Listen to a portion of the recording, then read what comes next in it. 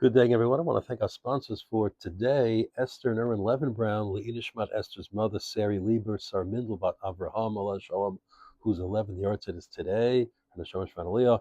Thank our weekly sponsors, Sally and Ernie Levy, Le'inishmat their beloved son, Kobe Yaakov Nachmiel, Allah Shalom Ben, Tzadok Shimon Halevi, Sheyichye, Luna and Stuart Paul, Le'inishmat Yenta Rivka Bat Shmuel, and Yaakov Ben Yitzchak Aleim Shalom.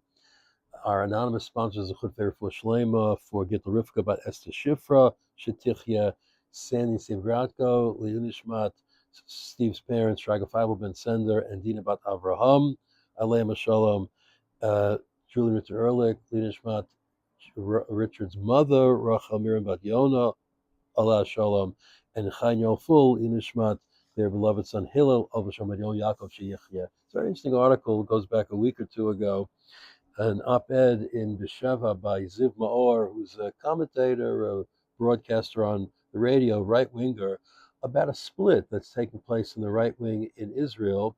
And I think it's a result partly of the amorphous nature of events in Israel. Everything's very confusing, jumbled together. There's very little clarity. I've said for decades already what I call my 5 minute rule, that Israel always seems to be either 5 minutes away from Churban, utter destruction, God forbid, or 5 minutes away from redemption, from Gula, with Biat HaMashiach. At these two extremes are what we live with. And so, too, there are two approaches that have emerged on the right to Netanyahu, in a sense that they've always existed, but it's more pronounced now, or at least now we're living through it. There's one sentiment on the right in which Netanyahu is really a failure, that he's never been a right winger, never been a conservative, certainly not traditionalist. He's been an excellent politician, but when people say they elect right and we get government from the left, well, he's been the prime minister for who knows how long, almost 17 years. So the buck does stop with him. And what are we looking at in Gaza now, according to this not rosy scenario? Netanyahu ruled out settlements in Gaza. He's struggling with this notion of destroying Hamas. What's it going to take? And now that we withdrew our forces to the yellow line and under American guidance and supervision, Hamas is rebuilding. If we go in, more soldiers will be killed. And who's running it now? Whatever they call it, the governance committee. It's really the Palestinian Authority. So our soldiers died basically to take take Gaza from Hamas and give it to the PA. Like, what are we talking about here? On the other hand, there are other right wingers who say, well, wait a second. Everything he said that he will do in the war so far, he's accomplished. Why are you judging finality by today? Who knows what's going to happen tomorrow? There were three goals for the war. One of them was the release of all the hostages. That took place.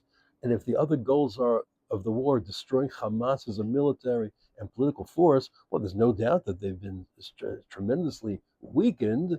They may be rebuilding, but they've been tremendously weakened, and it's going to take another push to get rid of them.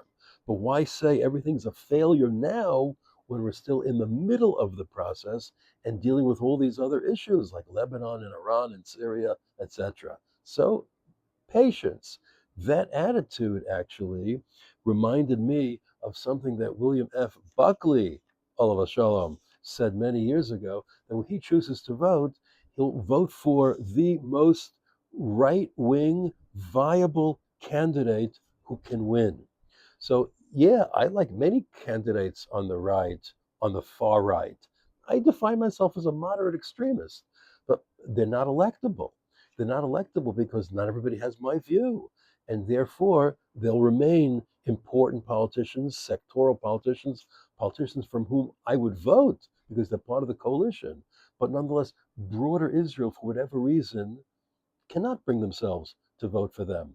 And in fact, Netanyahu, we should understand as well, he's not religious, he's not traditional.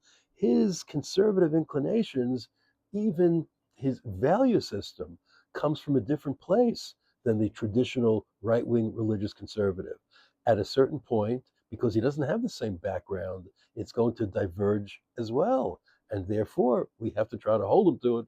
But that explains his various vacillations over the years, and perhaps even, and this I think everyone would agree, the poor appointments that he's made over the course of his career, almost all of whom have come back to be his enemies. But he put them in the positions that they were in. Gantz, Eisenkot, all these people. Bennett, there's another related factor to this as well, and that is the Haredi draft bill, which is now, according to some people on the right wing, it's a complete sellout.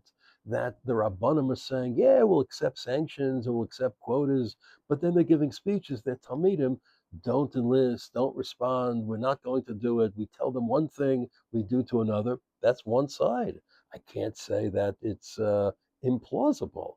On the other hand, there are people who are saying, well, look what the law says. The law says, at least at this point, that there is a quota that they have to reach, that there will be sanctions against yeshivot and students, talmidim, who just disobey wantonly the law, and therefore it is a way forward because nobody wants an army. People forced to be in it, they'll be terrible soldiers, and they'll get other people killed also. So on the other hand, is the bill all lies, all bluff, all fake, or is it a step forward? Who knows?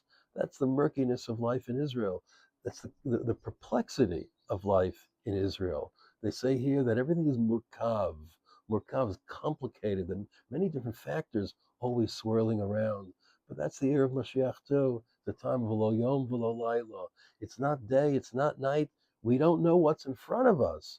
And that's why we need our tefillot and we need siyata d'shmaya. We need God's help, and it'll all work out. Have a good day.